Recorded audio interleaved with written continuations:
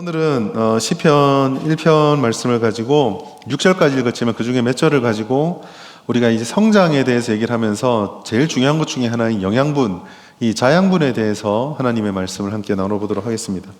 요즘 우리가 살아가는 시대는 개인의 복지 또 건강 굉장히 중요하게 여기는 시대입니다. 그래서 건강한 육체, 정신에 대한 때로는 강박에 가까울 정도로 추구하고 애를 쓰죠.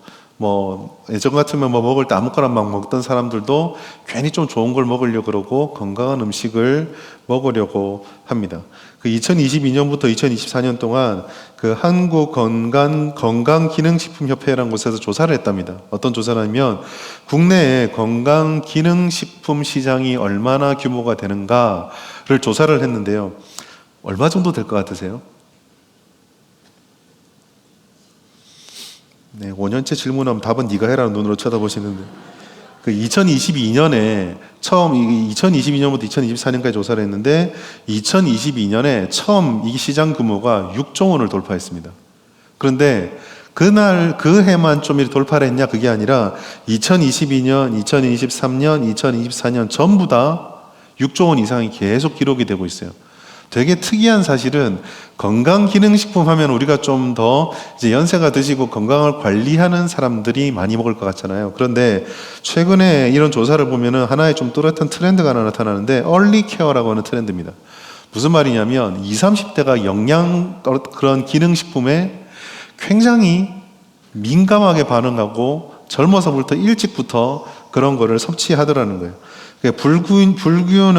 불균형한 식습관을 이 영양제를 통해서 보충을 한다거나, 또 우리 형제들 중에 운동하는 친구들이 있는지 모르겠는데 운동을 하면서 프로틴이라든지 글루타민이라든지 크로아틴이라든지 이런 챙겨 먹는 것들이 좀 있대요.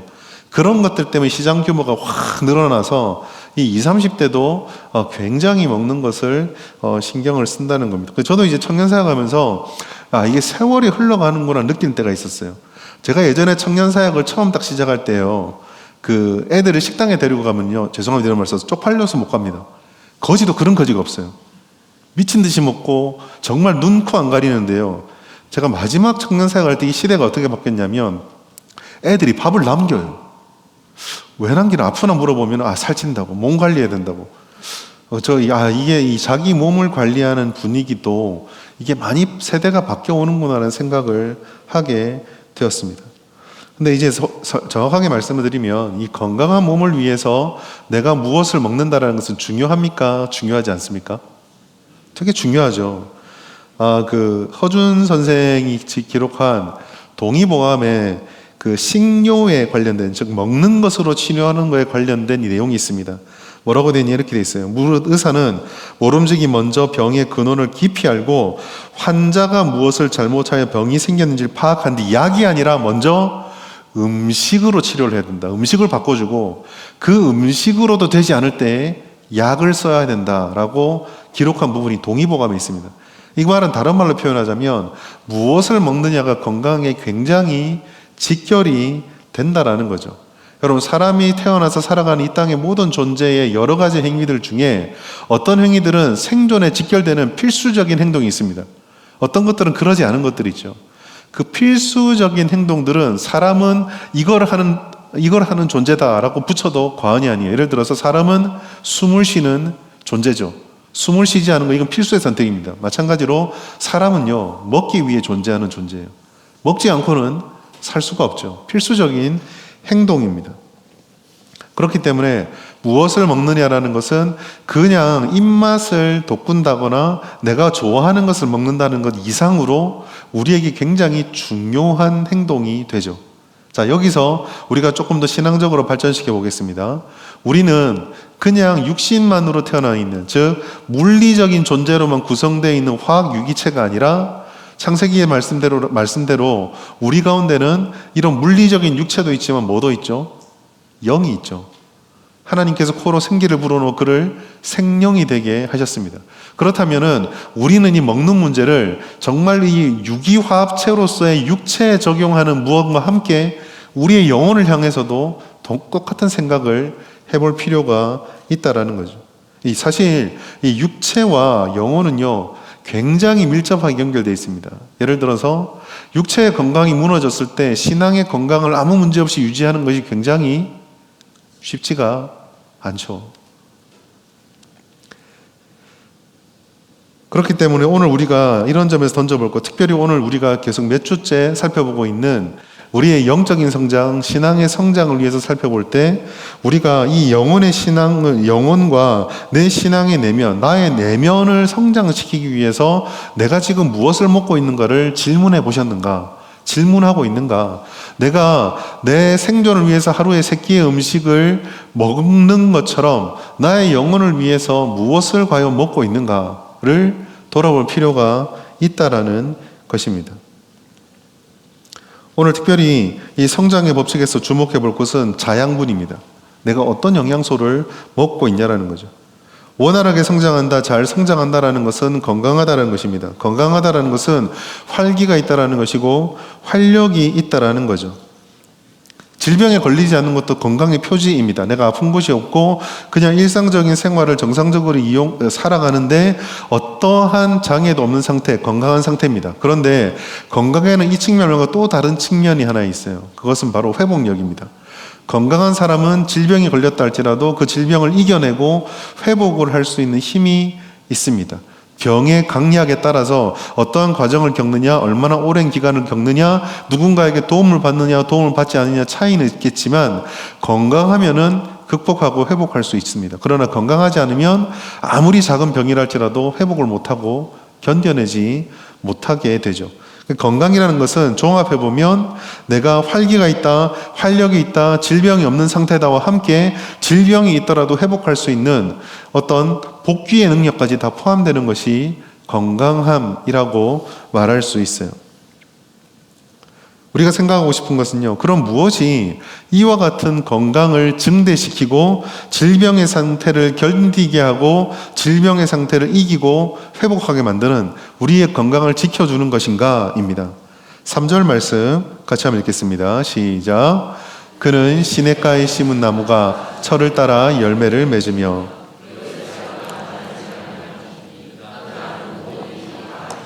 아멘. 어떤 나무가 있어요. 그 나무가 건강한 나무다, 생명력이 넘치는 나무다 라고 증명할 수 있는, 판별할 수 있는 기준, 그 척도는요, 이 나무가 열매를 잘 맺느냐와 이 나무가 마르지 않은 채 계속 그 생기를 유지할 수 있느냐로 이 나무의 건강함 여부를 판별할 수 있습니다. 이건 다른 말로 표현하자면 결실할 수 힘이 있느냐와 그거를 지속할 수 있느냐, 이걸 가지고 나무의 건강 상태를 평가를 하죠. 단순하게 어떤 한 점에서 열매를 맺는 것만 중요한 것도 아닙니다. 견디고 지속한다는 것은 그 모든 과정들을 잘 감당해내고 버텨낼 수 있는 힘이 있는가, 이런 모든 것들이 건강함을 나타냅니다. 성장과 성숙이라고 우리가 계속 얘기를 하는데, 사실 이 성장과 성숙이라는 것이 사실은 끝점에서 지향하는 것은 가장 완벽한 상태예요.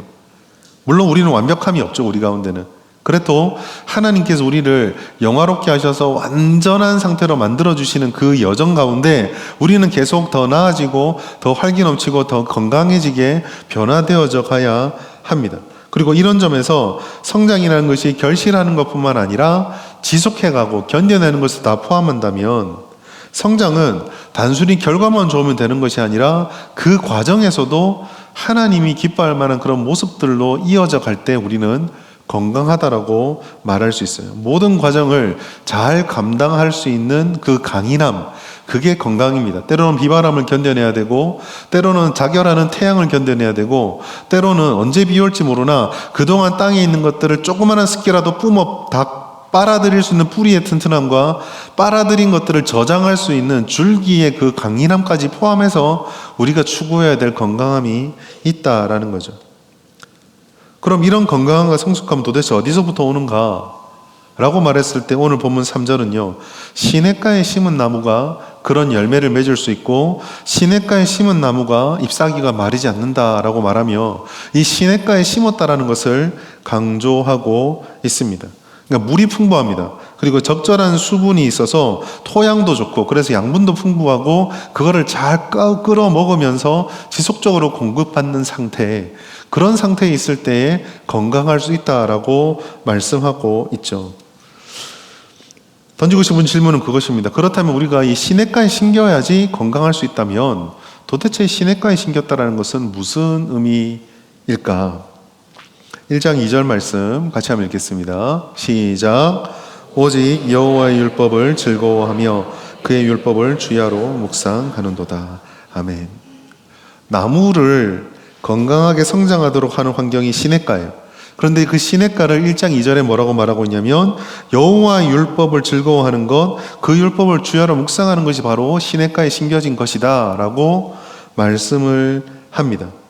다시 말해서 이 시냇가에 심은 나무는 누구를 비유할까요? 우리죠. 하나님 믿는 백성들, 성도들을 나무에 비유했습니다. 그 나무가 건강하려면 시냇가에 심겨야 되는데 그 시냇가는 바로 하나님의 말씀, 하나님의 율법, 그 말씀의 자리가 바로 우리가 심겨져야 할 시냇가다라고 말씀을 하고 있는 거예요. 여러분, 타락을 영적인 질병이라고 볼 수 있습니다. 그 타락을 영적인 질병이라고 보았을 때 질병의 원인을 창세기 3장으로 돌아가면 이 1장에 있는 하나님의 말씀 위에 서 있는 시냇가에 심겨진 것이 건강한 신앙, 하나님의 백성다운 삶의 모습이라는 것을 비교해서 대조해서 잘 볼 수가 있어요. 3장에서 창세기 3장에서 그 아담과 하와가 타락했던 그 근본 원인은요, 탐심과 유혹입니다. 탐심과 유혹이 동기가 되었는데 그 탐심과 유혹이 행동으로 나타났을 때 어떻게 됐냐면 그 중심에 언약, 즉 하나님이 말씀하시는 그 말씀을 붙잡은 것이 아니라, 즉 하나님의 말씀, 약속 위에 뿌리를 내린 것이 아니라 그 뿌리를 자기의 의심으로 옮겼거든요.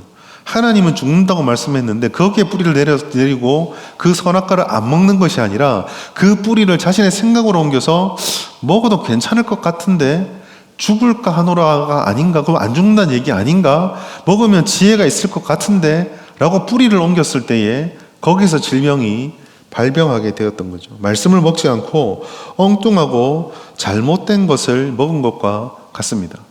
여러분, 성장하는 신앙이 되어야 되는데 성장하지 않는 신앙은 이처럼 여러 비유를 들 수 있지만 먹는 식습관과 그 상태, 먹는 것을 잘 먹었을 때 혹은 잘못 먹었을 때 상태로 비교해서 설명해 보자면 영적으로 건강하지 못하는 상태라는 것은 결국요, 타락한 죄인의 상태인데 그것은 마치 먹으면 안 되는 불량식품을 먹어서 탈이 난 상태와 같습니다. 온갖 세상의 것을 먹으면서 건강한 영성과 건강한 성장을 이룰 수는 없는 거죠. 건강하지 않는 음식을 먹으면서 건강할 수는 없는 겁니다. 이 성장 장애의 상태, 우리는 그 원인과 현상을 조금 면밀하게 살펴볼 필요가 있습니다. 오늘 본문에 보면 시냇가에 심은 나무, 의인과 대조되는 것이 악인들입니다. 이 악인들은 올바른 영적 자양분을 먹지 않는 자들이죠. 그들은 엉뚱한 곳에 뿌리를 내리고 있는 이들입니다. 그럼 이들이 엉뚱한 곳에 뿌리를 내리고 있는데 그럼 이들이 뿌리 내린 엉뚱한 곳은 과연 어디일까요? 4절 말씀 같이 한번 읽겠습니다. 시작. 오직 바람에 나는 겨와 같도다. 아멘. 여기 보시면 4절에 바람에 나는 겨라고 되어 있어요. 겨는요, 3절에 있었던 열매와 굉장히 좀 다릅니다. 마르지 않는 잎과도 달라요. 여러분, 겨는요, 나무라든지 열매라든지 마르지 않는다라는 것과 정반대에 있습니다. 겨는요, 바짝 말라 있어요. 아무런 생명이 있습니다. 존재는 해요. 그러나 존재한다고 해서 거기서 무언가를 기대할 수는 없습니다. 바람에 날려지거나 잠깐 뜨거운 태양이나 열에 의해서 잠깐 불꽃처럼 붙었다가 사라져버리는 그런 것 말고는 겨가 할 수 있는 것은 아무것도 없죠. 나무는 땅에 단단히 박혀 있지만 겨는요, 그저 바람에 이리저리 흩날려 갈 뿐입니다. 힘쓰고 애쓰지만 그러나 결국은 그 모든 것들이 그냥 나부끼는 것에 불과한 거죠. 바람, 즉 외부에 의해서 이리저리 흩날리게 됩니다. 나는 있다라고 아무리 발버둥 쳐봤자, 아무리 소리를 외치고 자기 존재감을 드러내려고 해봤자 결국 외부적인 바람에 의해 이리저리 흘러갈 수밖에 없는 거죠. 견딜 힘이 없습니다. 버틸 힘도 없고요. 사실은 존재할 힘도 없으며 거기로부터 무언가를 산출해내고 만들어낼 수 있는 힘도 겨는 없습니다. 열매를 건강한 상태라고 말한다면 이 겨는 건강하지 않은 상태죠. 우리가 질문할 건 그겁니다. 왜 이렇게 됐을까? 왜 악인들은 겨와 같이 되어버렸을까? 3절과는 전혀 반대되는 상태가 되었을까? 그것은 3절에 우리가 보았던 말씀, 2절과 3절에 보았던 그 말씀, 바른 곳에 뿌리를 내려서 건강한 것을 먹는 것이 우리를 영적으로 건강하게 했다면, 반대로 이들이 이렇게 된 것은 뿌리를 내리면 안 되는 곳에 뿌리를 내리고 먹으면 안 되는 것을 먹었기 때문입니다. 1절 말씀 보시면 복 있는 사람은 악인들의 꾀를 따르지 아니하고 죄인들의 길에 서지 아니하고 오만한 자들의 자리에 앉지 않는다라고 말씀해요. 다시 말해서 복 있는 자들이 이런 곳에 앉지 않고 이런 곳에 있지 않는단 말은 건강하지 못한 자들, 죄인들은 어디에 있다라고요?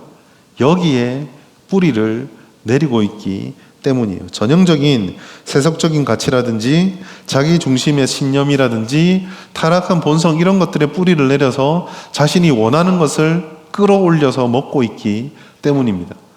다시 창세기 3장으로 돌아가시면 죽는다라고 말씀했는데 뿌리를 옮겨서 죽을 것 같은데 안 죽을 수도 있겠는데 먹어보니까 먹을 만한데 먹으면 지혜롭게 될 것도 같은데 라고 하는 악인들의 꾀, 죄인들의 길, 오만한 자들의 자리 거기에 뿌리를 내리고 그것을 자신의 양분으로 삼았기 때문이에요. 여러분, 이들의 후예인 우리들에게도 사실은 이렇게 우리의 성장을, 영적인 성장을 방해하고 저해하는 요인들이 있습니다. 예수를 믿지 않는 이들에게, 주님을 알지 못하는 자들에게 현저하게 있지만 예수를 믿었다고 해서 우리에게 이게 완전히 사라졌느냐 하면 그렇지도 않아요.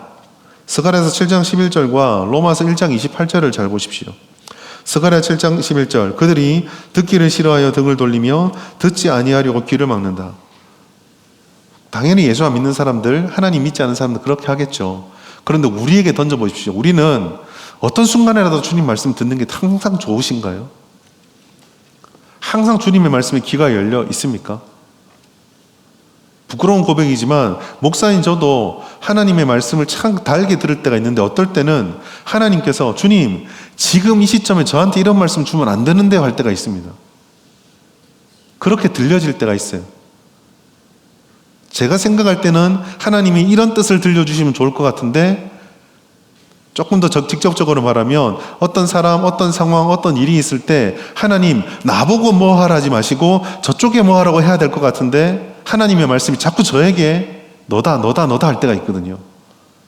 그럴 때는 이 스가랴가 발동됩니다. 듣기 싫고요. 듣지 않으려고 귀를 자꾸 막고 싶습니다. 로마서 1장 28절 그들이 마음에 하나님 두기를 싫어하며 여러 번 제가 설교 때 인용을 했었는데요. 로버트 멍어의 내 마음 그리스도의 집을 보십시오. 예수님이 그렇게 찾아오는데 거실에 있을 때는 창고로 도망가고 창고로 찾아오면 침실로 도망가고 집안에 예수님이 있어서 나는 주님을 모시고 있다고 생각을 하고 주님이 언제든지 문을 두드리면 내가 받아준다고 생각하지만 바쁘다고 돌아가라 그러고 은밀한 곳이니까 오지 말라고 거실에 모셔놓고 거실에 있으니까 난 창고로 도망가고 노골적으로 보여주거든요.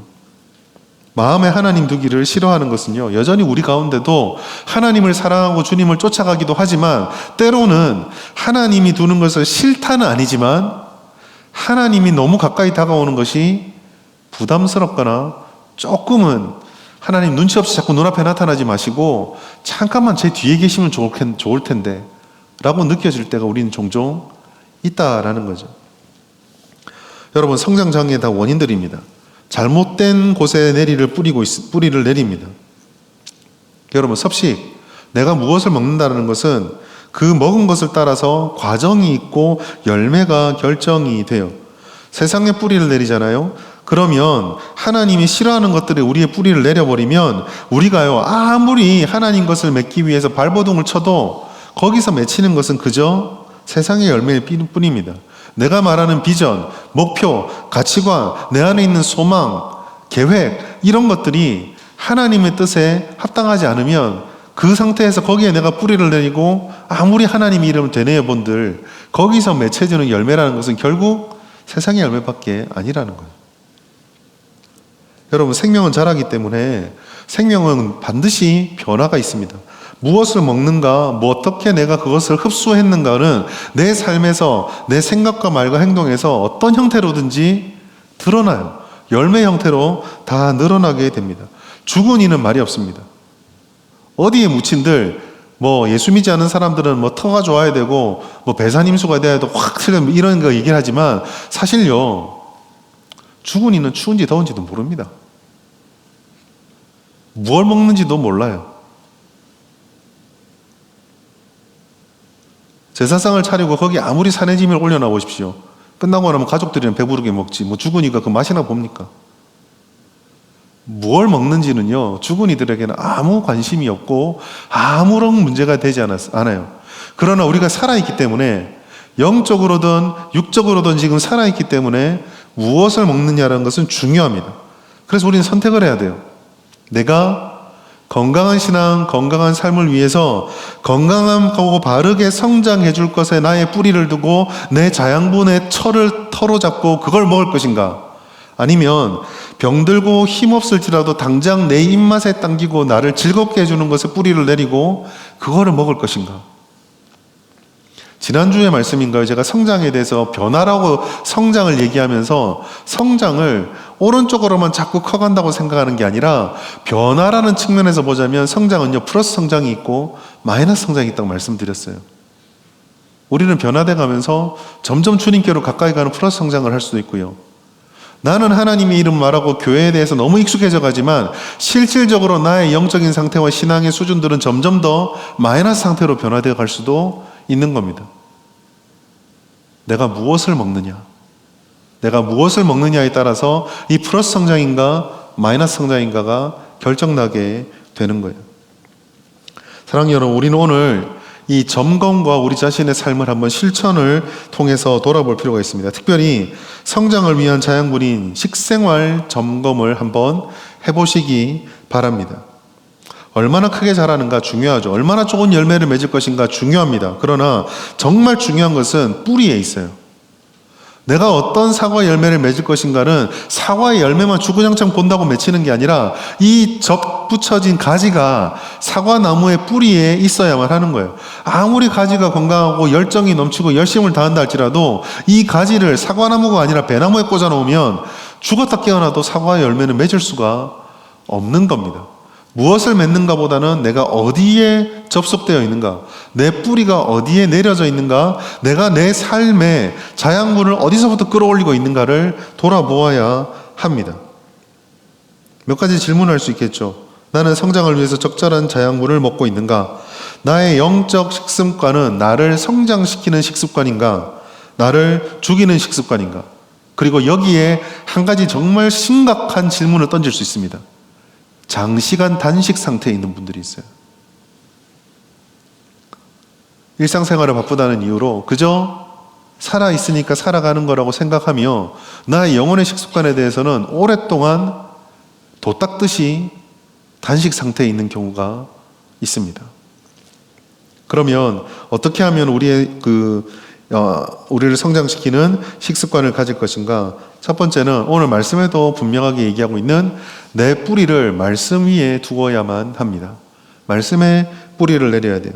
1장 2절 말씀 우리 다시 한번 같이 읽겠습니다. 시작. 오직 여호와의 율법을 즐거워하여 그의 율법을 주야로 묵상하는도다. 여러분, 사람들은요 비법을 참 좋아해요. 무언가 비법만 발견하면 남들보다 좀 빠르든지 남들보다 좀 더 좋은 결과를 내든지 하여간 무언가 있다라는 기대감을 가지고 자꾸 비법을 찾습니다.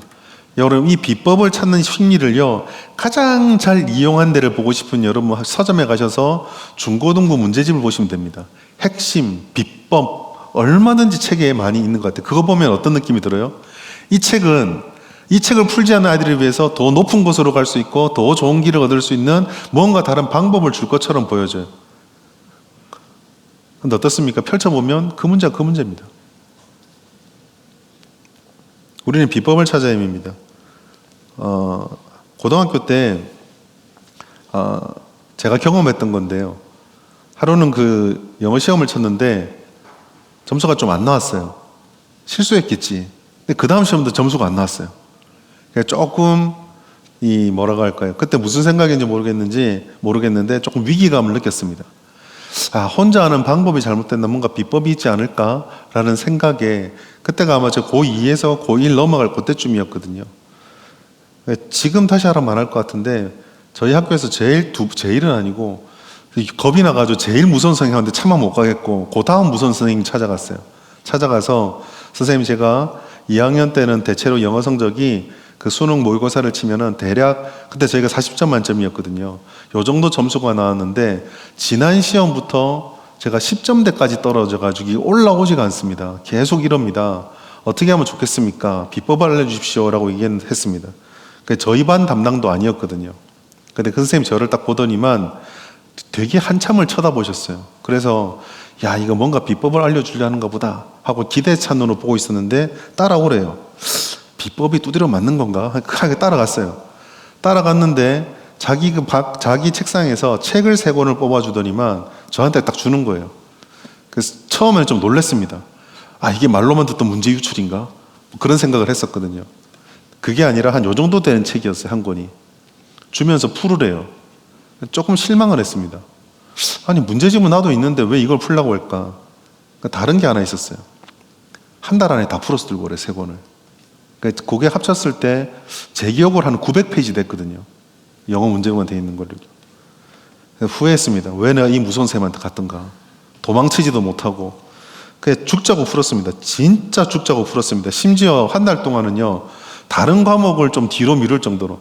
그러니까 아침에 학교에 딱 도착하면 영어 공부하고, 점심시간 점심 먹고 성경 읽고 나면 또 영어 공부하고, 그 보충 수업 시작하면 첫 시간에 영어 공부하고, 독서실 가서도 제일 처음에 하는 게 그 문제집, 영어 공부가 아니죠. 그 문제집 푸는 거였습니다. 어쨌든 다 풀어가야 되니까. 진짜 미치도록 풀었거든요. 근데 3권을 다 풀었을까요? 못 풀었을까요? 못 풀었어요. 2권하고 조금 더 풀었습니다. 근데 선생님이 그걸 들고 가니까 선생님이 씩 웃더니만 다음 모의고사 때 보자 그러시는 거예요. 좀 실망을 했죠. 근데요, 그 다음 모의고사 때요, 40점 만점에 38점이 딱 나오더라고요. 그리고 수능 끝날 때까지 35점 이하로 떨어져 본 적이 없습니다. 제가 그때 느낀 건 뭐냐면요, 비법이 아니라 기본기구나. 기본에 얼마나 우리가 충실하느냐가 사람을 바꿔놓는구나는 생각을 했습니다. 여러분, 신앙의 비법이 있을까요? 성령의 불 받으면, 은혜 받으면 뭔가 또 뛰어난다고 머리 막 들이밀고 어디 가면 영어만 돼 있다고 쫓아다니고, 여러분, 신앙은 그렇게 잘하는 것이 아닙니다. 그런 것들은요, 여러분, 링거예요. 사람이 죽어가면은요, 사람이 도저히 평상 식사로 안 되면 뭘 하죠? 팔에 고농도의 링거를 꽂잖아요. 한 번씩 성령의 은혜 팍 받는 걸 링거 꽂는 거예요. 그런데 그게 아무리 좋다고 해서 나는 지금부터 밥 이거 먹고 다 끊어버리고 링거로만 살겠다. 되나요? 안 되나요? 안 되죠. 링거를 꽂아주는 이유는요, 기본 식사를 하게 만들기 위해서입니다. 하나님께서 강권적인 은혜를 딱 부어주셔가지고 우리에게 그 건강이 잠깐 일어나도록 우리를 회복시켜주는 이유는 계속 링거 같은 뭐든 자극적인 비법을 맛보라는 것이 아니라 다시 밥상으로 돌아가라는 거예요.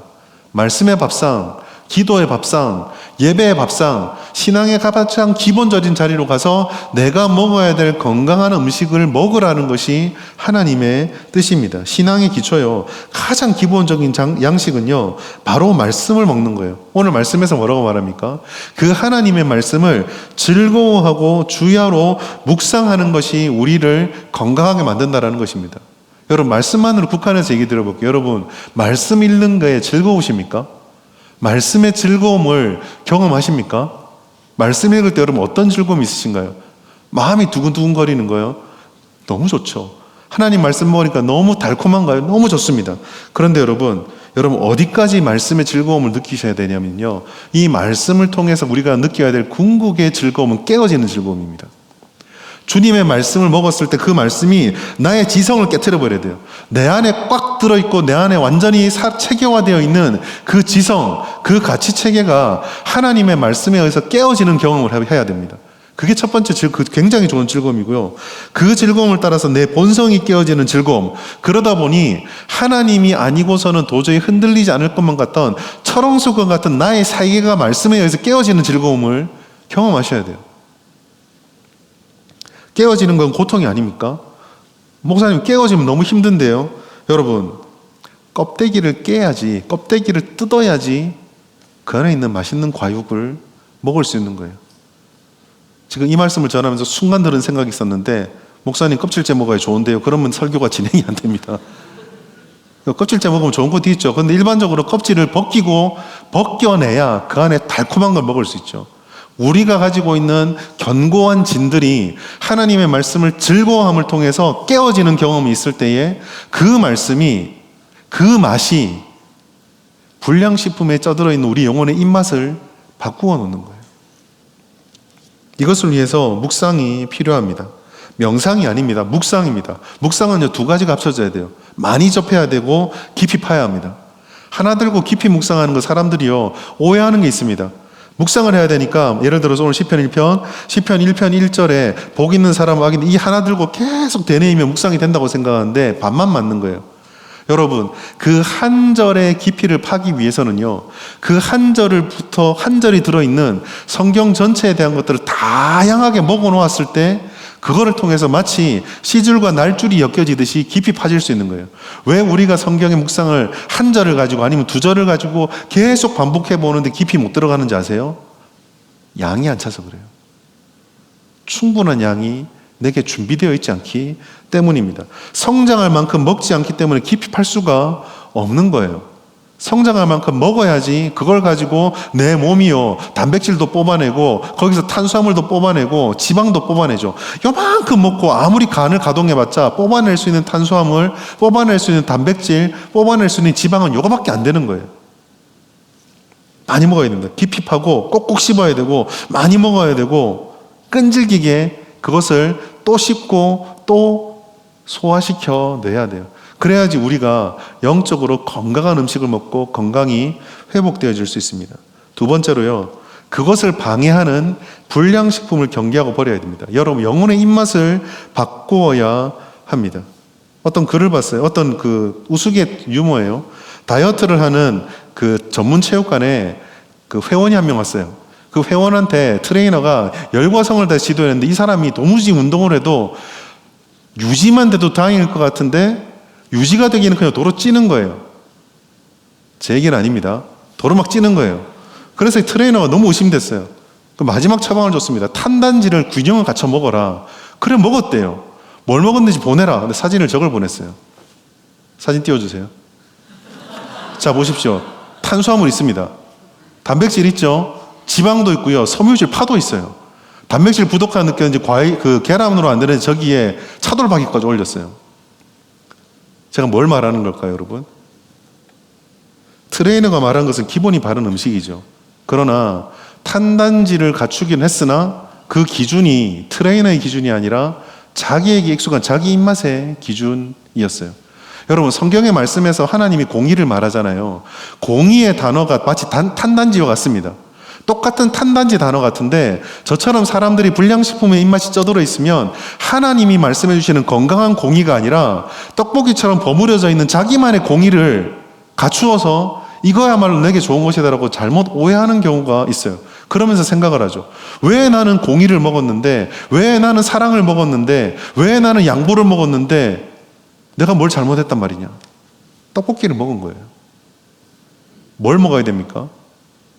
삶은 고기, 가공 덜 된 정제 탄수화물, 좋은 기름, 이런 걸 먹어야 되는데 저런 걸 먹으니까 똑같이 탄단지를 먹어도 힘들어지는 거죠. 똑같은 공의를 말해도, 똑같은 하나님의 말씀, 지식적으로는 똑같은 얘기를 해도 내 입맛에 맞추어서 변질되고 있는 거예요. 우리 안에 있는 영적 불량식품은 이런 것들입니다. 첫 번째요, 자의적 진리와 인간의 한계가 만들어진 기울어진 진리입니다. 말씀은 맞는 것 같아요. 그런데 거기에 하나님의 온전한 뜻이 아니라 자기 쪽으로 기울어진 채 받아들입니다. 마태복음 22장 29절, 예수께서 대답하여 이르시되 너희가 성경도 하나님의 능력도 알지 못하는 거로 오해하였다. 여러분, 이 말씀을요 굉장히 깊이 묵상해 보셔야 돼요. 왜냐하면은 저 말씀만 보면 성경도 하나님 능력도 알지 못한다, 그래서 신앙에 굉장히 초보라거나 하나님에 대해서 관심 없는 자처럼 느껴집니다. 그런데 저 말씀의 맥락은요, 유대인들의 굉장히 탁월한 종교 지도자들인 바리새인과 서기관들, 사두개인들하고 논쟁할 때 쓰신 거예요. 다시 말해서 그 당대에 하나님의 말씀을 가장 잘한다는 사람들하고 논쟁하는 데서 나온 하나님의 진단입니다. 다시 예로 들어갈게요. 너희는 탄단지를 먹었으나 떡볶이를 먹으면서 몸이 안 좋아진다고 말한다. 그 말 하시는 거예요, 지금. 하나님의 말씀이라고 얘기하는데 너희는 하나님의 말씀이라는 자신만의 기준만 가지고 있을 뿐 그게 하나님의 말씀이 아니야. 자의적으로 만들어낸 기울어진 진리이다 라고 말씀을 하고 있는 겁니다.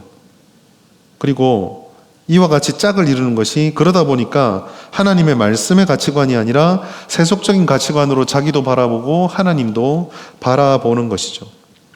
아론이 잘 보여줍니다. 출애굽기 32장 8절 같이 한번 읽어볼까요? 시작. 그들이 내가 그들에게 명령한 길을 속히 떠나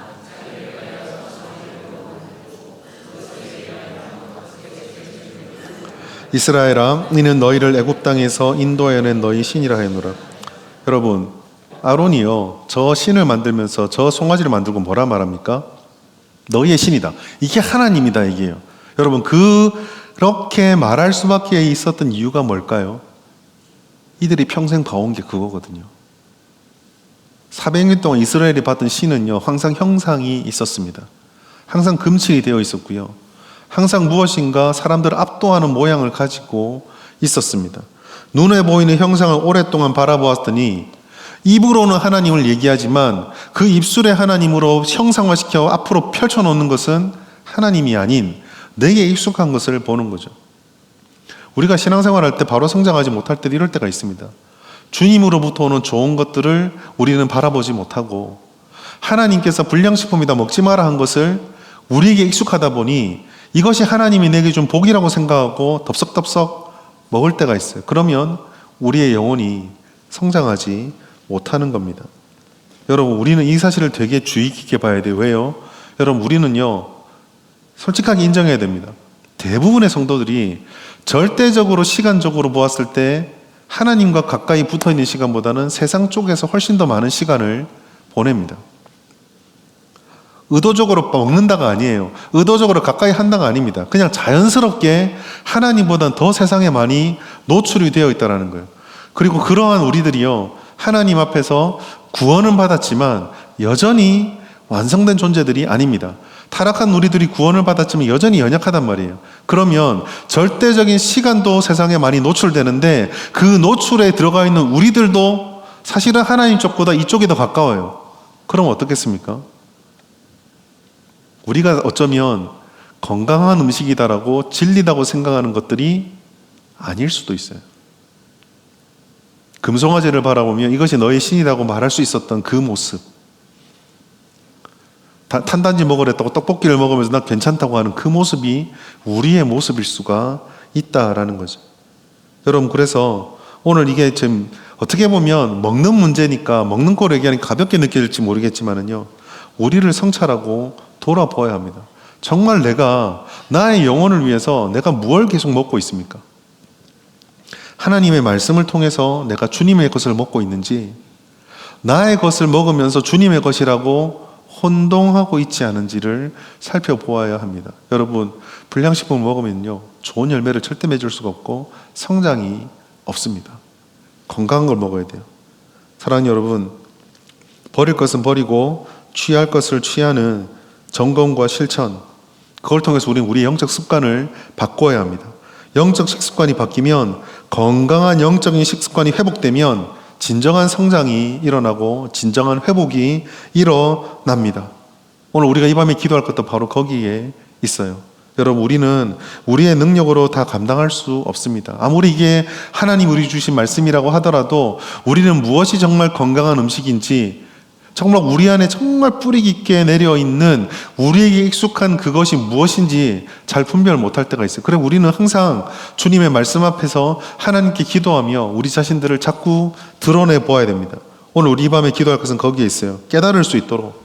그리고 깨달은 것들 중에 버릴 것은 버리고 붙잡는 것은 붙잡을 수 있도록, 또 지킬 것은 지킬 수 있도록, 지속할 것은 지속할 수 있도록 기도합시다. 무엇보다 내 영혼에 하나님이 주시는 건강한 신앙과 건강한 존재가 되기 위한 아름다운 음식을 먹게 하여 주시옵소서.